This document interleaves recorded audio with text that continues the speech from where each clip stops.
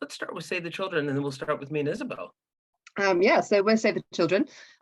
So we are many things, but I think first and foremost, we are an organisation that works for children and with children, and we aim to make a lasting positive difference in children's lives. We are a huge and historic organisation, which I think are two of the biggest barriers to organisational change. So if we can adopt and cultivate marketing agility, then I kind of think anyone can. And secondly, and probably more importantly, we have and have always had this moral imperative and need to deliver change for children. And I think that's why, at the core of it, we were willing and enthusiastic to embrace this, I guess, challenge in embracing agility to better enable us to do that. So that's kind of our opening gambit, I guess. And obviously, we are Barton and Isobel from Save the Children.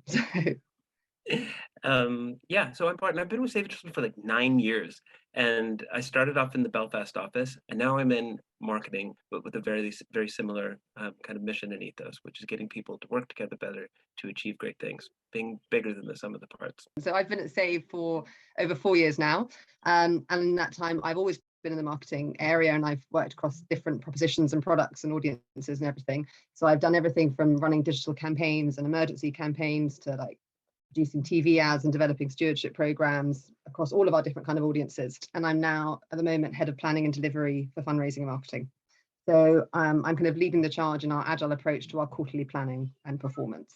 So real quickly, just why do we do Agile? Just our North Star is change the way we work to create deep and lasting relationships with our supporters. So 2019, go through a big change program in which we restructured our marketing delivery department along the supporter journey, which we'll go into in a little bit. But the design principles were deliver long-term supporter engagement, reduce friction between teams, deliver more than the sum of our parts, and unlock the full potential of our brilliant people. As Barton said, our agile journey stopped. I mean, it kind of really became a holistic experience for all of us in like 2019, but I think it probably starts in about 2017 when someone first suggested agile as like a way to shake up our fundraising and marketing division. I think it was an external digital consultant who first kind of said the term agile to us, but it wasn't. I think at the time in 2017 it felt too disruptive and we weren't ready, like emotionally. And then it was in about 2018 when it came up again, and this time it was in response to some like bigger cross-org blockers. And then at that point, I think it had the buy-in of our senior leadership, and that's when we started seriously considering it. So I think at some point we realized that agile was basically the thing that would allow us to like leapfrog a potentially very long and painful transition from being this 100-year-old behemoth into the kind of relevant and responsive organization that we needed to be. And in fundraising and marketing, we really went into it as a solution to our problems in terms of like keeping up with commercial agility, which is something that I think we were really struggling with at the time. So we started in 2019 with a pilot across brand and acquisition as a bit of a kind of test to prove if it could work and drive a bit of engagement with the idea of agile. And I remember working in fundraising and marketing at the time and hearing all these things like squad and sprint and whatever, and it all feeling a little bit mysterious and like having a bit of FOMO, wanting to be involved in whatever this exciting new chapter was.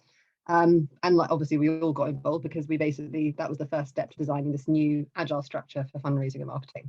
So throughout 2019, we were developing the agile restructure that we were going to adopt. And then this redesign eventually came into play at the juncture between about 2019 and 2020.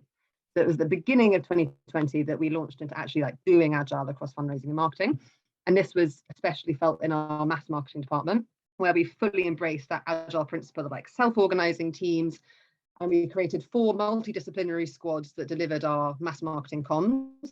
And because one of our key things about that shift from being really product-based that we used to be and like very product-centric to being much more audience-first, we restructured these squads along the supporter journey. So there was like an awareness building, an acquisition squad, a loyalty squad, and then we had a moment squad, which was kind of to take care of discrete moments, which for us really means Christmas jumper day.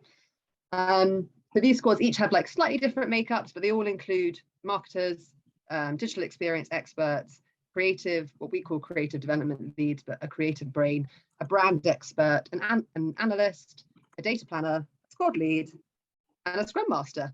And that's Barton. And I'll just whiz us across this bottom part here, and we'll get into some good chunky bits.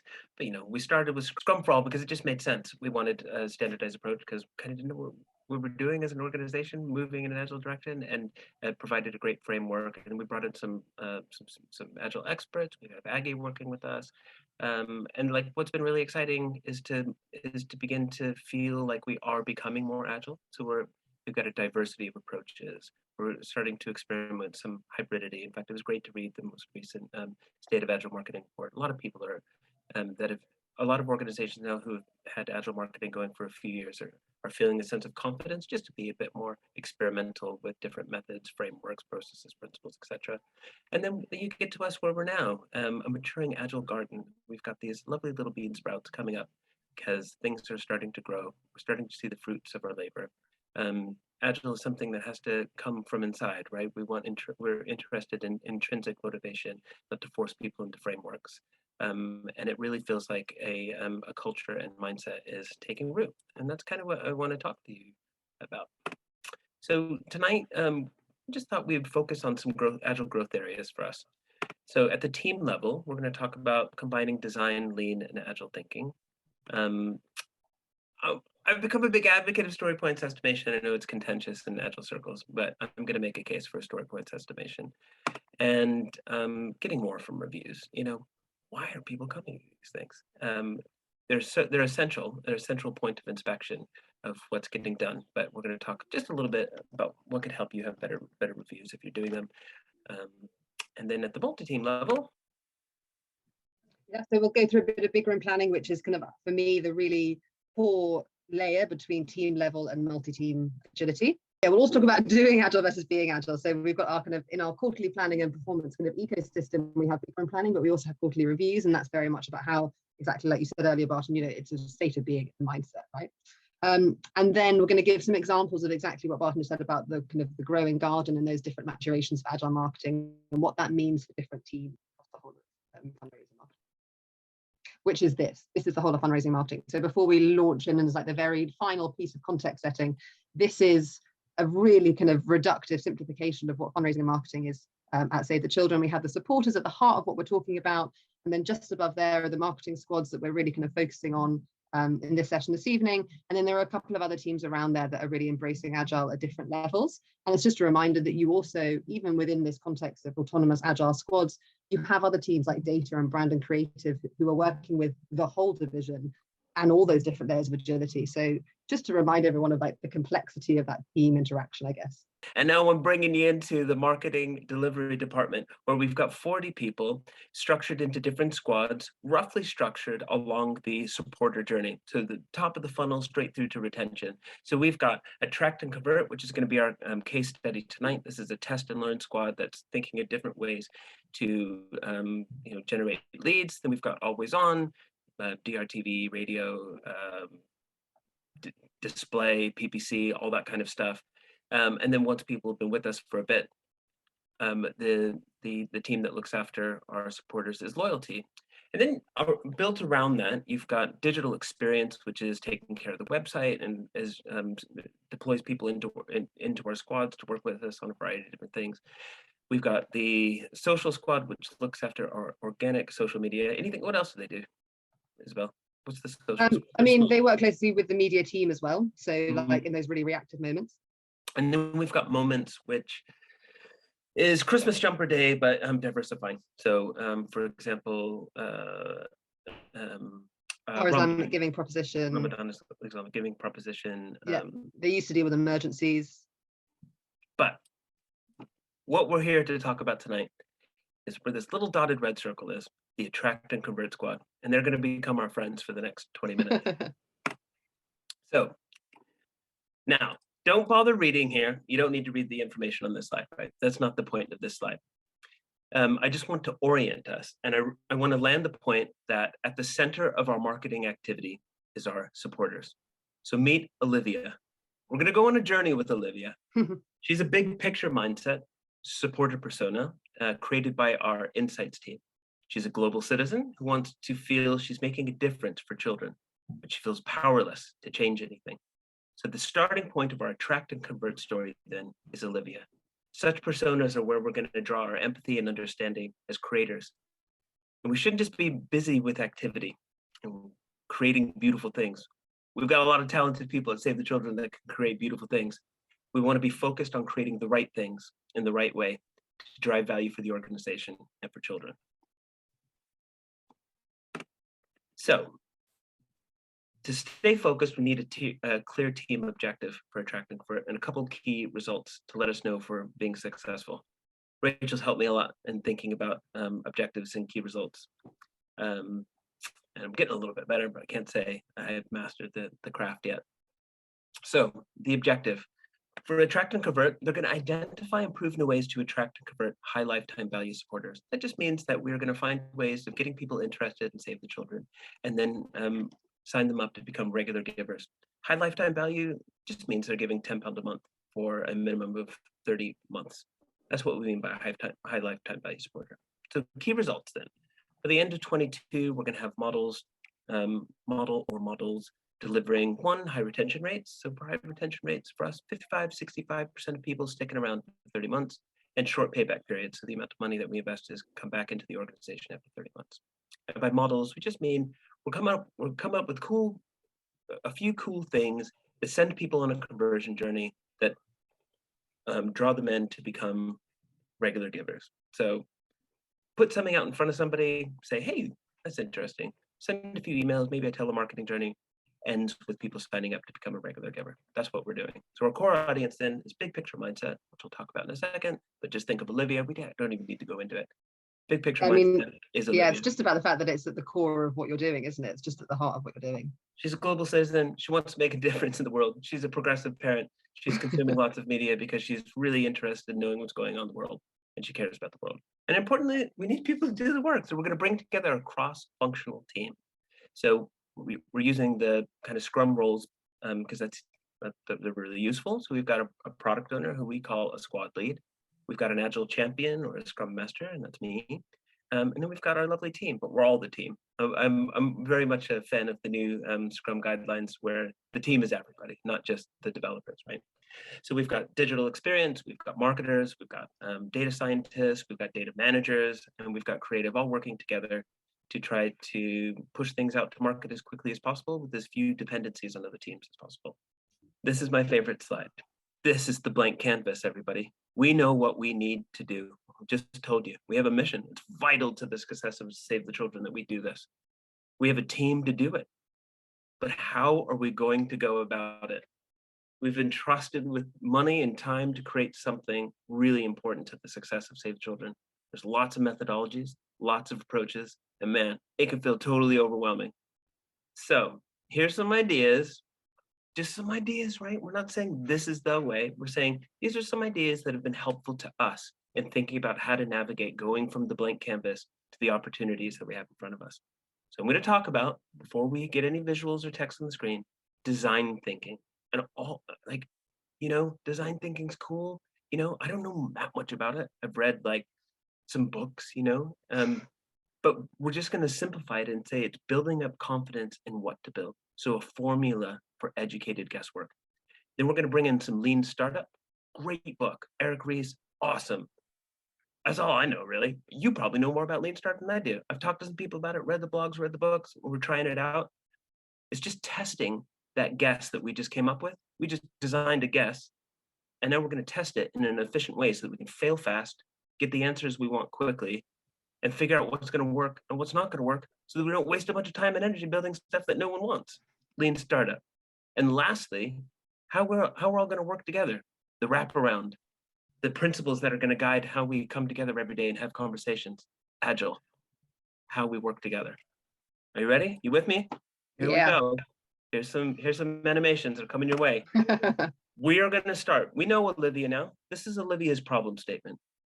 I believe there is a role for charities in solving big issues, but don't always see how it can make a positive difference. The experience can feel impersonal and lacking connection to how my actions change circumstances for children. Design thinking, confidence in what to build, an educated guess. We've got our high stakes challenge, attract and convert, high lifetime value supporters. Understand supporter worldview, where they spend their time and their needs, pains, and aspirations. And then we're going to ideate. We're going to fill people with vegan sausage rolls and coffees, bring together this cross-functional team, and we're going to time box it. We're not going to spend endless hours, endless days, endless weeks, endless months in what somebody I recently heard give a presentation called discoveryitis. We're going to get out of discovery mode as soon as we can and get testing things in the marketplace. Lean startup, testing our ideas in an efficient way. We want to create something that people want. So we're going to use validated learning to demonstrate empirically that the team has discovered important truths about supporter behaviors. We're going to build, we're going to measure, and then we're going to learn, and then we're going to move forward. So we're going to do something that's good enough for now. We're not going to get stuck in perfection, just good enough for now, that's high enough quality where we can get valuable learning to test a hypothesis. There's smaller scale iterative delivery. So we're not like after the big bang campaign. We're not going to spend 6 months on amazing creative and then boom, all out for 2 months. And then at the end of it, wind it all up. We're just going to do iterative small scale testing, see if we have a valuable idea or not.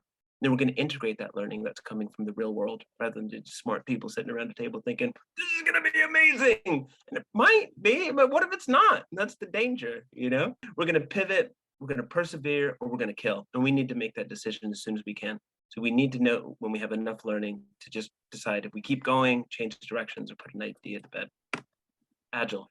It's a paradigm, right? It isn't just like a few processes roll. It's a paradigm. There's different frameworks. There's different manifestos. But for when I say Agile in this context, I'm just referring to Scrum. I'm referring to Scrum. I'm referring to the Agile Marketing Manifesto. I'm referring to a few other things. But I'm just basically using Agile as a word here to say roles that come from Scrum, the ceremonies, the four main meetings. A meeting where you're checking progress every day, a meeting where you're saying, is this the right work? A meeting where you're saying, oh, we're working in the right way, and then your time box. How many weeks are we doing? Is our planning horizon 2 weeks, 3 weeks, a month? And then using stuff like a backlog, just visualizing work in a way that it gets it all up so we can make decisions, see it, and then maybe we're estimating. How big is this piece of work? How long is it going to take?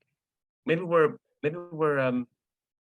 preventing too many things from being in progress at once. So we're managing our works in progress, or setting works in progress limits. Lovely little thing that we get from Kanban. So bring the right size work in, right sizing. These are all things that I'm not particularly good at, but I'm really committed to getting better at it. And I've got another visualization to help us process this. And we're going to use the Gantner model, cool technology consultancy from Connecticut. This is a great little model. So I told you about design thinking. That's orienting around our supporter needs. Phrased here as the customer problem. Lean startup. We're building, measuring, learning by trying some experiments, and then deciding, well, should we keep going or not? Agile. We've got a product backlog. We've got sprint planning. Hey, what are we going to do over the next 3 weeks? Can we commit to this as a team? Great. Sprint execution, coming together every day. Is it going to plan? Is it not? Who do we need to work with? Shippable increment. That just means some cool stuff went out to market, and it's done. It's value. It's not just like sitting in somebody's hard drive or somebody's head. It's actually like in the marketplace. Sprint review. We're checking in with our stakeholders. This is right? Is this laddering up to our KPIs? Yes or no? Is this the right thing? Help us make a decision about whether or not we are doing the right thing in the right way. So you remember Olivia? We were talking about Olivia, right? We're like, she's our friend now. And you know what? You know what really motivates Olivia? Inequality. She wants to make a difference in the world.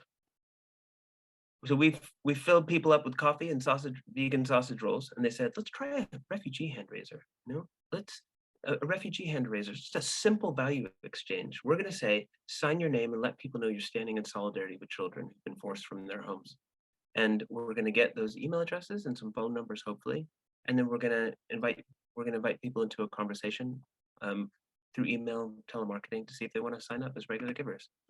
We're going to come up with a good hypothesis that a refugee hand raiser in this multi-step journey is going to lead to cost-effective leads and conversions. Then we're going to build it out. We're going to put it up on Facebook. We're going to say, sign here, put your name here. Takes you to a landing page with a lead gen form. You're filling out your information. And hopefully when we get to that sprint, we got some positive results. but we're not going to be wedded to positive results. We're more interested in learning so that we're doing the right thing. And it turns out in this case, higher cost per leads than we wanted. So we might have fallen in love with the refugee hand raiser, but it wasn't quite the right thing. So we're going to go back to Olivia. We're going to see what else she's interested in. She needs to feel connected to the world. What about recipes as gated in? What if we built up some really cool recipe content from the countries of the children that we support? Let's come up with another hypothesis. Let's build it out. Let's make some beautiful content.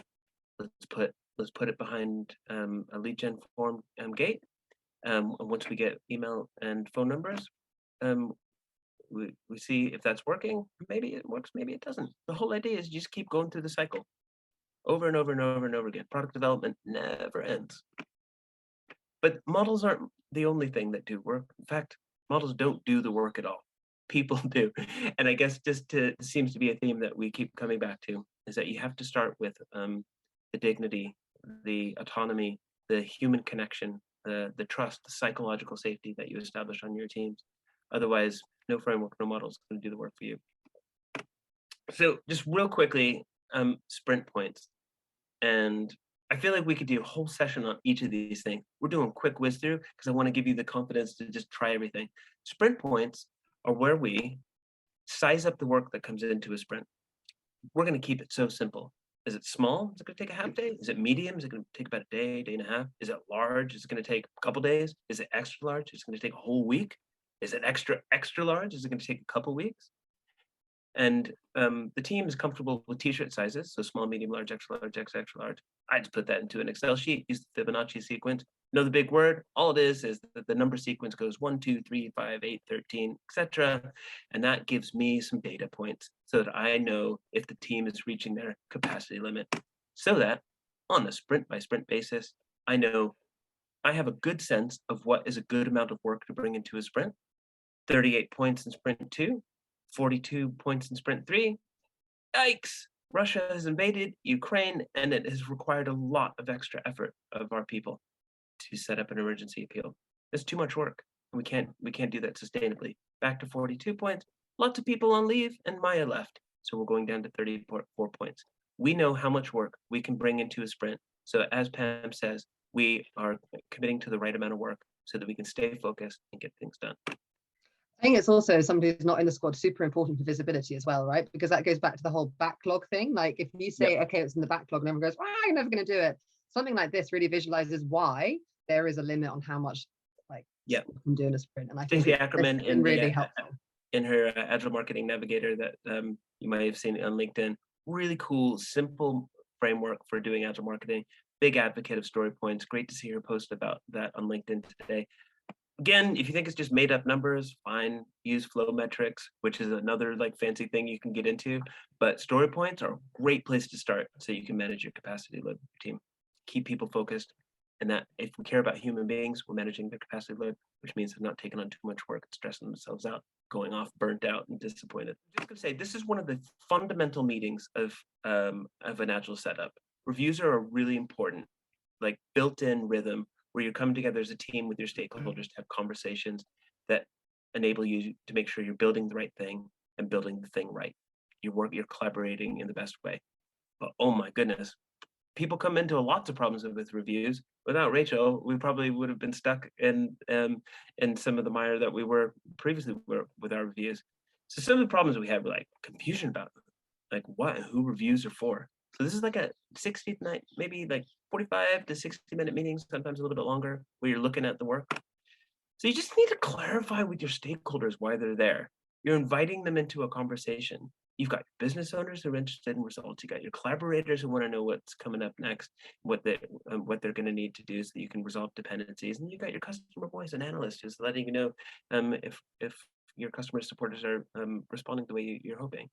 Maybe you're not sure what to communicate. Oh my goodness, we were producing these massive slide decks like this one that take the better part of a day or two, and that's not any good. So you got to keep it simple. So what got done, what didn't, and importantly why. Some performance indicators, keep it top line, and what's coming up next. And unlike this presentation, keep it simple and digestible.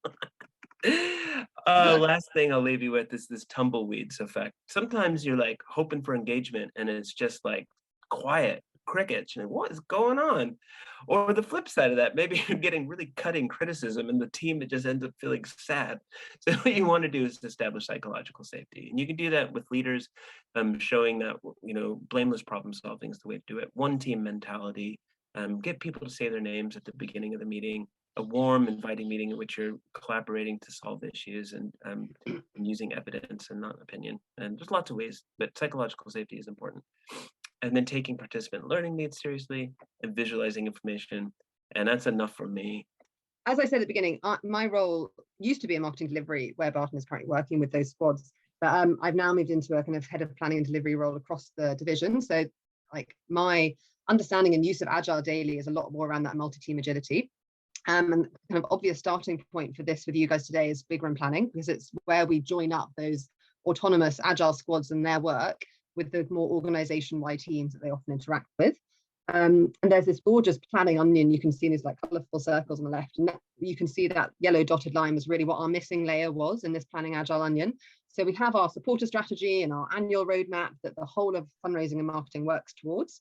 And we obviously had the sprint planning and the daily stand-ups and stuff in squad, but we didn't have that join up from like weekly planning to annual planning, or from squads to whole division. So we started with identifying the problems and getting feedback from our teams involved. And I'm sure that all these are super familiar themes with everyone, but like, we had these really unrealistic plans that we just weren't able to deliver, normally because of resourcing issues. We had unstaffed priorities where there were really important things for us to deliver, but they had no one dedicated to actually delivering them. We saw a real lack of commitment to our plans, and that's from people and teams at every level. And I think they pivoted fairly often without like fair justification. And then on a really practical level, we just had way too many meetings in order to resolve all of this stuff, and in order to address all of those dependencies that we had across the division that often blocked the delivery of plans. And whilst these all feel like the problem, if you dig a bit deeper, you see that they actually are caused by other things. So it was things like conflicting lead times. So squads might work on, like I said, these 3-week sprint cycles with a backlog. But like we were saying earlier, a lot of other teams, like you've seen on that organizational kind of cartoon we did at the beginning, they need a lot longer, especially if they work with outside of stakeholders. So if you work with artists and influencers, it's not your decision what those lead times are. You're often led by the agents and stuff. Whereas someone like media works on a much tighter, much shorter lead time. And again, that's not their call. That's just the industry and the sector and the environment, in which they work. So you're dealing with all these really disparate lead times. We're also getting the timing of how often we involve other people wrong. Barton, if you stay back. Normally because they're like, we're asking for input or support too late, or we're just getting that timing of requests wrong. There was a real duplication of our work. So for example, we would be briefing lots of discrete like products or whatever that could actually have been addressed much more effectively in one big brief altogether. And where we obviously have, as we all do, finite resource, we just weren't phasing or prioritizing it for the most value for what we were doing. So we basically realized that we really needed to address these problems.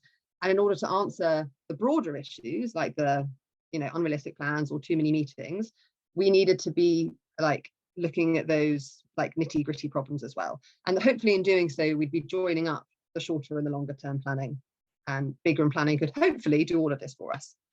So we landed again at another kind of blank canvas, and that's when we started with bigger and planning. And we actually had a huge amount of help from Rachel in filling this canvas. So thank you very much for that.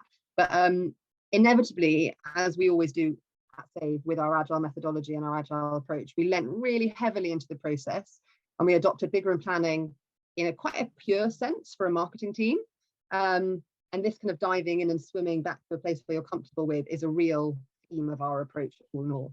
And before I kind of launch into all the different versions that we did, just for the sake of, I'm not sure if it's in the chat yet, just for the sake of anyone who's about to say what is bigger and planning, it's literally a room where you all come together and plan your plans. We did it for the quarter in one big room together. And obviously this is designed with software in mind, and all the different software development teams go off in their own little bubbles and they plan what they're going to do and they bring it all back together. And it's a real room for like problem solving and breakthroughs in a kind of time box sense. And in a very pure Agile way, I think it's supposed to be in one big room over 2 days. And so we obviously had to do it remotely because of still having a few COVID restrictions in place, or kind of COVID cautions in place. So we lent really heavily into that.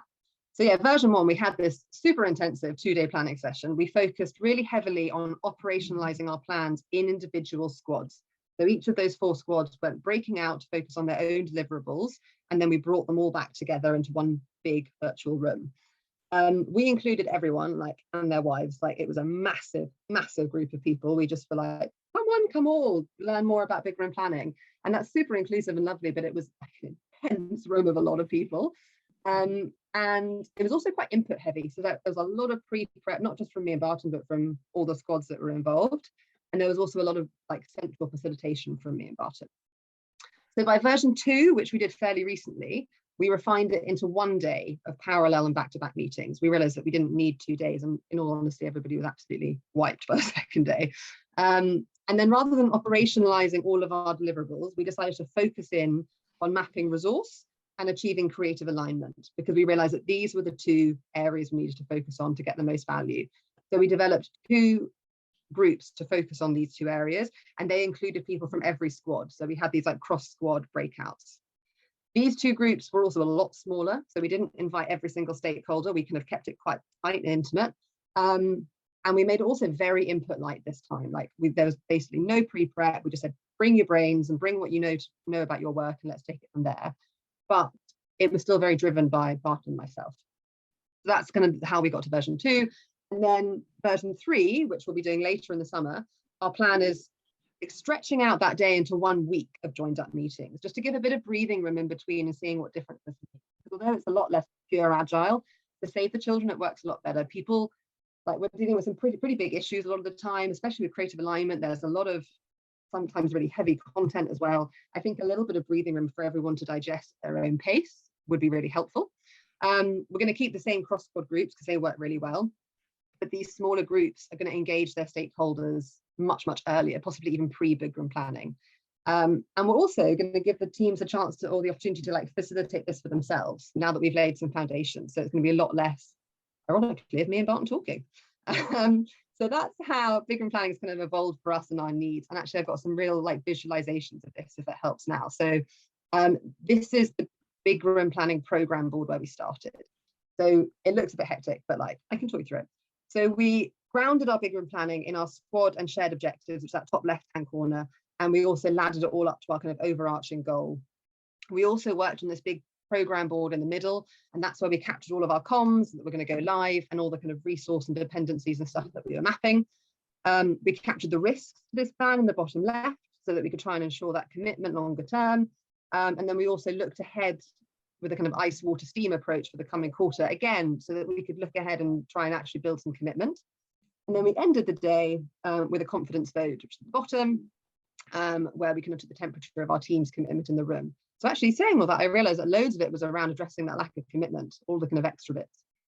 We also had like a feedback box and a live Q&A session and stuff as well for the day. So it's pretty busy, and some of it was really invaluable, and some of it we refined a bit. So for version 2, which like I've got 2 side by side so that you can kind of compare, each group had their own board, one for resourcing and one for creative. And so as you see them side by side, you can see how differently they're populated. So the resourcing board on the left is clearly very still like busy with deliverables and dependencies, but this time we use much more detailed and accurate post-its, so we kind of size them according to the workload, so they actually were much more informative. And then on the creative alignment side on the right, you can see a much cleaner program board, and we spent a lot more time in a kind of open discussion, discussing how and where to align our messaging, and then the outputs are a lot cleaner and more simple. And then overall, like when you kind of stand back and look at the whole board, as you see, we kept some of the supporting features from last time, like so the ice, water, steam view and the space for feedback and stuff like that. But we also amended it and streamlined it a bit as well. So that's kind of our iteration of big room planning so far in the course of the year. And obviously all of these like tweaks and iterations, we've obviously had a huge amount of learnings. So I'll just kind of summarize these before we move on to other things. But basically our key learnings from version 1 was that, yeah, like I said, 2 days was too much and we could definitely fit it into 1.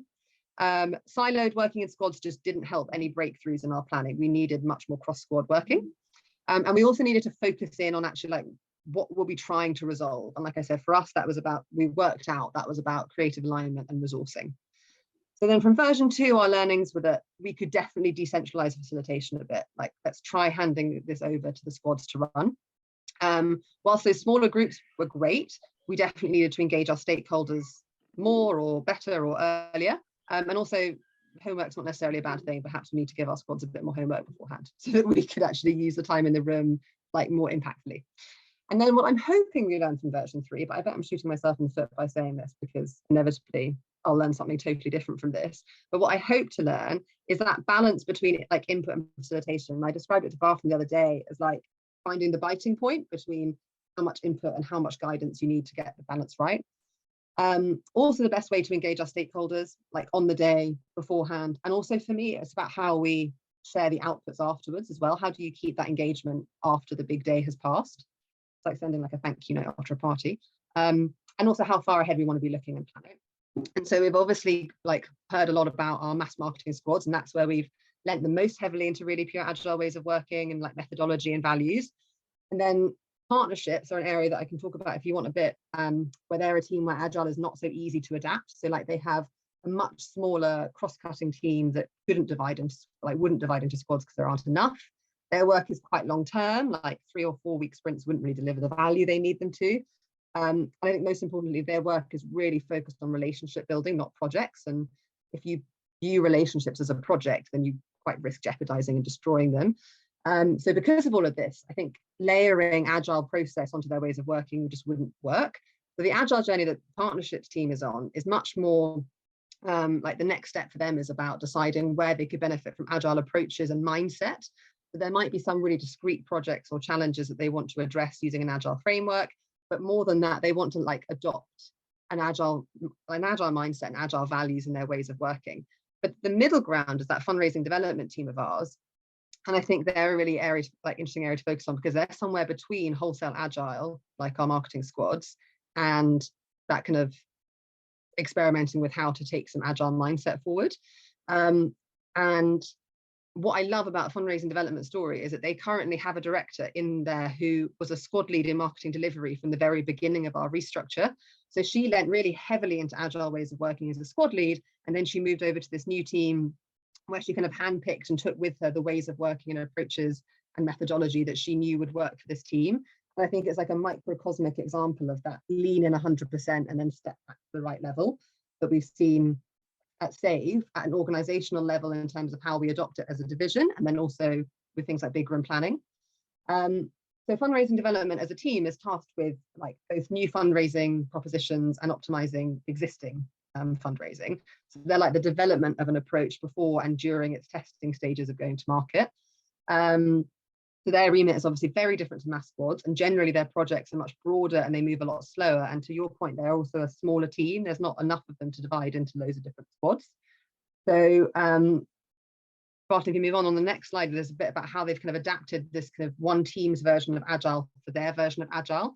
So rather than 3-week sprints, they're in 4-week sprints because that little bit longer, they have those slightly bigger projects. Rather than daily stand-ups, they have twice weekly stand-ups because I think the director originally suggested daily and there wasn't much like uptake for that. So they kind of compromised on twice weekly. Rather than having planning and refinement like we have in the mass marketing squads, they've taken on board planning, but they don't have the refinement stage because their progress like moves a lot slower. So refinement didn't feel necessary. Reviews and retros are something they have like completely taken on board. And it's a really, really like those inspection moments are really, really crucial for their team and their success. The tickets, they don't really have any story points and everything because their deadlines are very self-determined. And then to your point about like how do you bring in like specialists and stuff, they don't have like lots of little squads, and they don't have a full multidisciplinary team, but they have a data planner, a creative lead, an analyst, an insight person, and an insight specialist and an analysis specialist in their team for about 50 to 100% of their time. And I think that for them has been one of the really big successes. Rather than breaking into individual squads, they've made themselves this really flexible multidisciplinary team. And they form mini multidisciplinary teams or project teams for like specific propositions. And they choose a lead based on their skill set that's relevant to the project. And they include colleagues from all over the division where relevant to deal with these very particular projects and propositions. So I think all of that is an example of how you don't have to break into a squad in order to use the makeup of a squad. And I think their kind of really key learnings are that they have massively increased their outputs as a result of this, because planning and tickets and everything have helped drive forward big pieces of work that otherwise might not have had that same momentum. they naturally work really closely with our Agile squads, and there's an awful lot less friction with those teams now that they have similar ways of working. I think working in sprints has also really improved their accountability because, like Pam said, it's about limiting the amount of work that you're going to deliver and really delivering it. And they now stick to those deliverables. And then the reviews and everything have really increased the visibility of their work across the organization. And I think they found that cross-org visibility has really built buy-in and engagement and joined up loads of different opportunities and stuff. But now we get to the lovely slide. What's this, Isobel? That's you and me running through our Agile marketing garden, Barton. It's all coming up roses. So what are we saying is our big takeaway here? So yeah, our three takeaways, our three kind of lessons we've learned that we would share with you to learn as well, is about being adaptive and having that real confidence and adaptation. And I think that is so true of all the different examples we've given. Like, you never get it right the first time. So just be confident in trying something and being prepared to fail first. Just remember, we're talking about human beings here. I have my little side project, writing some blogs on the importance of dignity in an agile working environment. But it's human beings, right? We're all just people showing up to work together, trying to get cool stuff done together. Frameworks are really helpful, but at the end of the day, it's people doing the work. So be nice to your people, help them, and check out the Agile Retrospective Prime Directive, which is, we believe in good. We have, I don't know, you guys are the experts. What is it, Pam? It's like, people gave their best, man. They tried with what they knew and what they had at the time. You just got to believe in them. That's exactly right, Barton. It's sort of, we all know that everybody did their best given the situation at the time, the information that we had, and the environment that we're in. And I think it is really important to keep reiterating that. So I'm really glad that you raised it. And then we'll end on Christina's favorite, which is go too far first and optimize backwards. And I think that is, like, it's so true. Like, we all are, right? But we're especially when you're representing supporters and you're working for a really worthwhile cause, but we're also risk averse and we're also cautious. And I think actually something like Agile is not an area where you need to be. Like Agile is the kind of area where you really can just throw yourself in, go too far first, try it in a really pure Agile way. And then you inevitably go, okay, so let's incrementally work our way backwards and find out where the sweet spot is.